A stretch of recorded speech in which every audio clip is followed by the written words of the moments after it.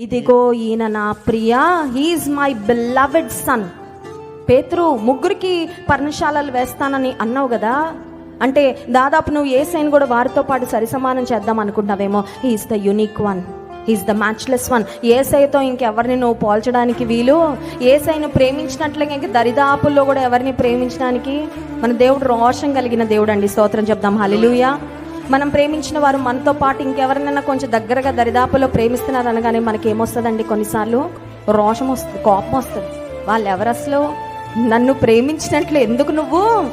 కొన్నిసార్లు ఫైట్కి కూడా వెళ్తూ ఉంటారు కదండి. పొసెసివ్ అయిపోయినప్పుడు మనల్ని ప్రేమించేటట్లుగా ఇంకెవరైనా బయట వాళ్ళని ప్రేమిస్తే కొన్నిసార్లు తట్టుకోలేము. మన దేవుడు రోషము కలిగిన దేవుడు. He has given us his undivided love and attention. ఆయన ఎంత మనల్ని ప్రేమిస్తున్నాడంటే ఈ ప్రపంచంలో ఎవ్వరూ ప్రేమించలేనంతగా మనల్ని ప్రేమిస్తున్న దేవుడు. ఆయనను మనం ప్రేమించిన దానిలో మిగతా ఇంకెవ్వరిని కూడా దగ్గరికి కూడా తీసుకురావడానికి వీలు. ఈయన నా ప్రియ కుమారుడు. He is my beloved.